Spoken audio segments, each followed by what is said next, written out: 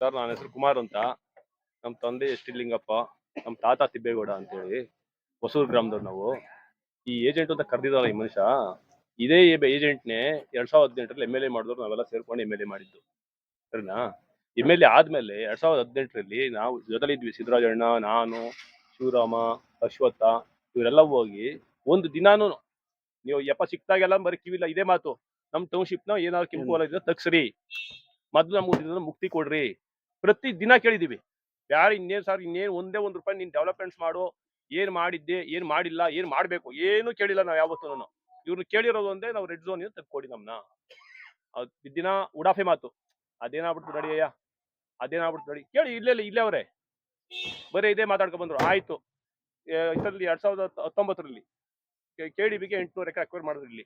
ಅವತ್ತು ಹೇಳಿದ್ವಿ, ನೀವು ಹೋಗಿ ಪಟ್ಟ ಕುಂತ್ಕೊಳ್ಳಿ, ಈಗ ಅದ್ ನೀವು ಮಾಡ್ಬೇಕು ಅಂದ್ರೆ ಇಲ್ಲಿ ರೆಡ್ ಝೋನ್ ತೆಗೆದ್ರೆ ನಾನು ಅವಕಾಶ ಮಾಡ್ಕೊಡ್ತೀನಿ ಅಂತ ಹೇಳಿ ಪಟ್ಟ ಕುಂತ್ಕೊಳ್ಳಿ ಅಂತ ಅಂದ್ವಿ. ಹಂಗೆ ಮಾತಾಡ್ತೀನಿ ಅಂತ ಅನ್ಕೊಂಡು ಒಳಗಡೆ ಏನೇನ್ ಕಮಿಟ್ ಮಾಡ್ಕೊಂಡ್ರೋ ಏನ್ ಮಾಡ್ಕೊಂಡ್ರೋ ಅದಷ್ಟು ಮಾತ್ರ ಅಕ್ವೈರ್ ಮಾಡಿಸಿದ್ರು. ಮತ್ತೆ ನಮ್ಗೆ ಅದೇ ಪರಿಸ್ಥಿತಿ ತಂದ್ರು. ನೆಕ್ಸ್ಟ್ ಬೈರಮಲ ಕೆರೆನ ಅಚ್ಚುಕಟ್ಟು ಮಾಡಿಸ್ತೀನಿ ಅಂತ ಬಂದ್ರು. ಆ ಕೆರೆಯಿಂದ ಎಲ್ಲ ಈ ಭಾಗದ ಜನಗಳು ಎಲ್ಲರೂ ವ್ಯವಸಾಯ ಮಾಡಕ್ಕೆ 10 ವರ್ಷ ವ್ಯವಸಾಯ ಬಿಟ್ಬಿಟ್ರಿ ಸರ್, ಅಕ್ವೇಷನ್ ಆಗೋಯ್ತದೆ ಅಂತ ಅನ್ಬಿಟ್ಟು ಮತ್ತೆ 16 ಲಕ್ಷ ಖರ್ಚು ಮಾಡಿ ನೀರ್ ತಗೋಬರಕ್ಕೆ ಅಂತ ಬೈರಮಲ್ ಕೆರೆಯಿಂದ ಎಲ್ಲರೂ ಮೋಟರ್ಗಳು ಕುಣಿಸ್ಕೊಂಡ್ರು. ಆ ಕೆರೆ ಹೊಡೆದ್ರು. ಕೆರೆ ಕಟ್ಟೆ ಹಾಕ್ಸ್ಕೊಡಿ ಅಂತ ಹೇಳಿ ಈ ಭಾಗದ ರೈತರೆಲ್ಲ ದಿನ ತಿರ್ಬಿಟ್ರು. ಬರೀ ಕಟ್ಟೆ ಹಾಕ್ಸ್ಕೊಳಕ್ಕಾಗಲ್ಲ ಇವ್ರ ಕೈಲಿ. ಆಯ್ತಾ, ಅದೆಲ್ಲ ಮುಗೀತು. ಕರೆಕ್ಟಾಗಿ 2 ವರ್ಷದಿಂದ ನಮ್ ಏನು ಟೌನ್ಶಿಪ್ ಕಾಂಗ್ರೆಸ್ ಸರ್ಕಾರ ಬಂದ ಮೇಲೆ 2 ವರ್ಷದಿಂದ ಈ ಇದಕ್ಕೆ ಸ್ಟಾರ್ಟ್ ಆಯ್ತು. ಈ ಪ್ರಾಜೆಕ್ಟ್ಗೆ 2 ವರ್ಷದಲ್ಲಿ ಕರ್ಸಿ ನಾನು, ಶಿವರಾಮ, ಅಶ್ವತ್ಥ ಅಂತ ಹೇಳಿ ಹೋದ್ವಿ. ನೋಡಪ್ಪ ಹಿಂಗ್ ಸ್ಟಾರ್ಟ್ ಆಗೈತೆ ಅಂತ ಹೇಳಿ. ಈಗ ಅವತ್ತು ಉಡಾಫೆ ಮಾತು, ಯಾವ ಮಾಡ್ಬಿಟ್ಟು ನಡೆಯಯ್ಯ, ಎಲ್ಲಾದ್ರೂ ದುಡ್ಡು ಇವ್ರ ಹತ್ರ. ಸರ್ ಇದೇ ಕರ್ಕೊಬಂದು ಇದೇ ಜಾಗದಲ್ಲಿ ನೀವು ಬಂದಿದ್ದೀರೇನೋ, ಇದೇ ಜಾಗದಲ್ಲಿ ಸ್ಟಾರ್ಟ್ ಮಾಡಿದ್ವಿ ಏನೋ ಹೋರಾಟನ. ಇಲ್ಲ ನಾವ್ರಿ ಆಗಾಕೆ ಬಿಡ್ಬಾರ್ದು, ಏನೋ ಮಾಡಿ ಕೆಂಪು ವಲಯ ಮಾಡ್ಬೇಕು ಅಂತ ಹೇಳಿ ಅವತ್ ಕರ್ಕೊಬಂದು ಅವತ್ ಬಂದ್ರು, ಇಲ್ಲಿ ಬಂದು ಮಾತಾಡಿದ್ರು, ಹೋದ್ರು. ನೋಟಿಫಿಕೇಶನ್ ಆಗೋ ಗಂಟ ನೋಡೇ ಇಲ್ಲ. ಬಿಫೋರ್ ನೋಟಿಫಿಕೇಶನ್ ಏನೋ ಮಾಡೋಣ ನಾವು, ನೋಟಿಫಿಕೇಶನ್ ಆದ್ಮೇಲೆ ರೈತ ಅತಂತ್ರ ಆಗೋಯ್ತೀವಿ. ಒನ್ಸ್ ರಿಜಿಸ್ಟ್ರೇಷನ್ ನಿಲ್ಸಿದ್ಮೇಲೆ ನಮಗೆ ತುಂಬಾ ಅತಂತ್ರ ಆಯ್ತದೆ, ಬೇಡ ಮುಂದೆನೆ ಹೋರಾಡ ನಡೀರಿ ಬಲಂತ ಮಾಡಿ ಕರ್ಕೊಂಡೋದ್ವಿ. JP ಭವನಕ್ಕೆ ಕುಮಾರಣ್ಣ ಅವ್ರ ಹತ್ರ ಬಂದ್ರು. ಅಲ್ಲಿಂದ ಅವ್ರನ್ನ ಯಾರು ಕರ್ಕೊಂಡ್ಬಿಡ್ತೀನಿ, ದೇವೇಗೌಡರು ಕರ್ಕೊಂಡ್ಬಿಡ್ತೀನಿ, ಕುಮಾರಣ್ಣ ಕರ್ಕೊಂಡ್ಬಿಡ್ತೀನಿ, ಇಲ್ಲಿ ತನಕ ಅದೇ ಮಾತಲ್ಲಿ ಹೋಯ್ತಾವ್ರೆ. ಒಂದ್ ದಿನಾನು ಬಂದು ಕರ್ಕೊಬಂದು ಇಲ್ಲ, ಒಂದಿನ ಅವ್ರದ್ದು ಹೋಗು ಇಲ್ಲ. ಹೋದಾದ್ಮೇಲೆ ಬಂದ್ರು, ಮತ್ತೆ ಅವ್ರು ನಮ್ಗೇನು ಇದು ಮಾಡಿಲ್ಲ. ಮತ್ತೆ ನೋಟಿಫಿಕೇಶನ್ ಆದ್ಮೇಲೆ ಬಂದ್ರು, ಊರೂರ್ ಮೇಲೆ ಮೈಕ್ ಎತ್ಕೊಂಡು, ಒಂದ್ ಕಾರಲ್ಲಿ ಒಂದು ಮೈಕ್ ಮಾಡಿಕೊಂಡು ಊರೂರ್ ಮೇಲೆ ಬಂದ್ರು. ಏನ್ ಹೇಳ್ತೀರಿ ಅಂತ. ನೋಟಿಫಿಕೇಶನ್ ಆಗ್ಬಿಡೈತೆ. ಆಯ್ತು, ಅವತ್ತು ತಿರ್ಗಾ ಆಯ್ತು. ನೀನು ಎಲ್ಲ ಊರ ಮೇಲೆ ತಿರ್ಗಾ ಅವಾಗೂ ಕರ್ಕೊಂಡು ಅವಾಗ ಬಿಟ್ಬಿಡು. ಅದು ಬಿಟ್ಟು ಮತ್ತೆ ನೀನು ಎಲ್ಲ ರೈತರು ಏನೋ ಮಾಡ್ತಾವ. ಅವ್ರ ರೈತರೇ, ನಾವು ರೈತರೇ. ಅವ್ರೊಂದ್ ರೀತಿ ಹೋರಾಟ ಮಾಡ್ತಾರ, ನಾವೊಂದ್ ರೀತಿ ಹೋರಾಟ ಮಾಡ್ತಿದೀವಿ. ಇಲ್ಲಿ ಎಲ್ಲಾರು ನಮಗೋಸ್ಕರ, ನಾವು ನಮಗೋಸ್ಕರ ಹೋರಾಟ ಮಾಡ್ತಿರೋದು. ಇಲ್ಲಿ ಯಾರು ಏನು ಏಜೆಂಟ್ಗಳು ಇಲ್ಲ, ಯಾರು ಇಲ್ಲ.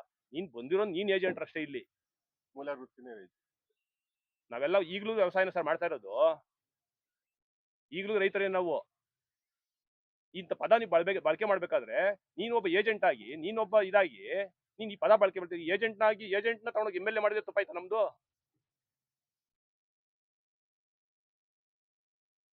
ಈ ಮೊನ್ನೆ ಬರೋದು ಸುಮ್ಮನೆ ಗಾಳಿ ಗುಂಡಾಡ್ಸೋದು, ಹೋಗೋದು. ಸರ್ ಅವತ್ತು DC ಆಫೀಸ್ ಬಂದ್ರಲ್ಲ ಸರ್, ರೈತರು ಹೋಗೋ ತನಕ ಇದ್ದು ಕೊನೆಯಲ್ಲಿ ರೈತರ ಹತ್ರ DC ಅವ್ರ ಹತ್ರ, ಸರ್ ಪ್ರಾಜೆಕ್ಟ್ ಒಳ್ಳೆ ರೀತಿ ಮಾಡಿ ಸರ್, ಈಗ ಅದು ಕಿವಿ ಮಾತಲ್ಲೇ. ಇದು ಯಾವ ಗಿಮಿಕ್ ಇದು?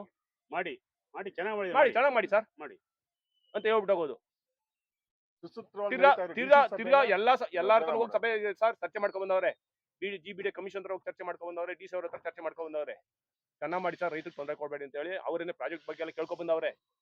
ಮತ್ತೆ ಇಲ್ಲಿ ರೈತರು ಬಂದು ದಾರಿ ತಪ್ಪಿಸೋದು. ಆಯ್ತು, ನೀವು ನಮ್ಗೆ ಒಳ್ಳೇದೇ ಮಾಡ್ಬೇಕು ಅನ್ನೋ ಇದ್ರೆ ಅಲ್ಲಿ ಹೋರಾಟ ಮಾಡ್ತಾವ್ರಲ್ವಾ, ಅವ್ರನ್ನ ನಮ್ಮನ್ನ ಎಲ್ಲಾರು ಕುಂತ್ಕೊಂಡು ಯಾಕೆ ಹೋರಾಟ ಮಾಡ್ತಾ ಇದ್ರಿ, ಏನು ಯಾವತ್ತಾರು ಕರ್ದಿ ನೀವು ಹೋರಾಟಕ್ಕೆ ಬರ್ತಿಲ್ವಾ? ನೀವ್ಯಾರು, ನಿಮ್ಮ ಮನಸ್ಥಿತಿ ಏನು ಹೇಳ್ವಿ ನಾವು. ನೀವು ಹೋರಾಟ ಮಾಡೋದಾದ್ರೆ, ರೆಡ್ ಝೋನ್ ತೆಗೆದುಕೊಳ್ಳೋದಾದ್ರೆ ನಾವು ಬರ್ತೀವಿ, ಇವತ್ತಿಗೂ ಬರ್ತೀವಿ. ಅಕ್ವೇಷನ್ ನಿಲ್ಸ್ತೀರಾ? ನಿಲ್ಸಿದ್ಮೇಲೆ ರೆಡ್ ಝೋನ್ ಏನು ತೆಗೆಸ್ಕೊಡ್ಬೇಕು. ಎಲ್ಲರೂ ರೆಡಿ ಇದ್ದೀವಿ. ಇವತ್ತು ಕೆಂಪು ತೆಗೆಸ್ಕೊಡ್ಬೇಕು ಸರ್. 20 ವರ್ಷ ಆಯ್ತು. 20 ವರ್ಷದಿಂದ ನಾವು ಏನು ಇಲ್ಲ, ನಮ್ಮ ಪ್ರಾಪರ್ಟಿ ಬೆಲೆನೂ ಇಲ್ಲ, ನಮ್ಮ ಪ್ರಾಪರ್ಟಿ ನಾವೇನು ಸಣ್ಣದೊಂದು ಇದು ಕಟ್ಕೊಳ್ಳೋಂಗಿಲ್ಲ, ಯಾವ್ದು ಸಣ್ಣ ಕೈಗಾರಿಕೆಗಳು ಮಾಡ್ಕೊಳ್ಳೋಂಗಿಲ್ಲ, ಯಾವ್ದು ಪರ್ಮಿಷನ್ ಕೊಡಲ್ಲ, ಲೈಸೆನ್ಸ್ ಕೊಡಲ್ಲ, ಏನು ಮಾಡಿಲ್ಲ ಅಂದ್ಮೇಲೆ ನಮ್ಗೆ ಲೋನ್ ಹೆಂಗ್ ಹೋಗೋಣ? ನೀವು ಇವ ಎಲ್ಲ ಹೇಳ್ತೀವಿ 1 ಕೋಟಿ ಬಾಳ್ತದೆ ಅಂತ ಒಂದ್ ಎಕರೆ. ನಮ್ಗೆ ಬ್ಯಾಂಕ್ ಹೋದ್ರೆ 1 ಲಕ್ಷ ಮೇಲೆ ಲೋನ್ ಕೊಡಲ್ಲ ಒಂದ್ ಎಕರೆಗೆ. ಯಾವ ರೀತಿ ಮಾಡೋದು ನಾವು? ಒಂದ್ ದಿವಸ ಬರಲ್ಲ. ನೀವು ಮಾತ್ರ ನಿಮ್ಮ ಮಕ್ಕಳು, ನಿಮ್ಮ ಹೆಂಡತಿ ಮಕ್ಕಳು, ನೀವು ಮಾತ್ರ ಚೆನ್ನಾಗಿರ್ಬೇಕು. ನಾವು ರೈತರುಗಳು ಏನಾಗಬೇಕು?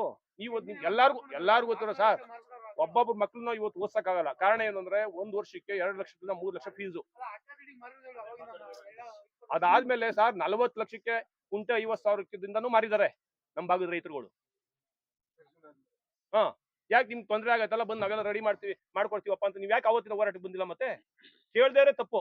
ನಾವು ಕೇಳಿದೀವಲ್ಲ, ರೆಡ್ ಝೋನ್ ತಗ್ಸ್ಕೊಡಿ ಸ್ವಾಮಿ, ರೆಡ್ ಝೋನ್ ತಗ್ಸ್ಕೊಡಿ ಸ್ವಾಮಿ, ನಿಮ್ ಪುಣ್ಯ ಬರ್ತದೆ ಅಂತ ಕೇಳಿದೀವಿ.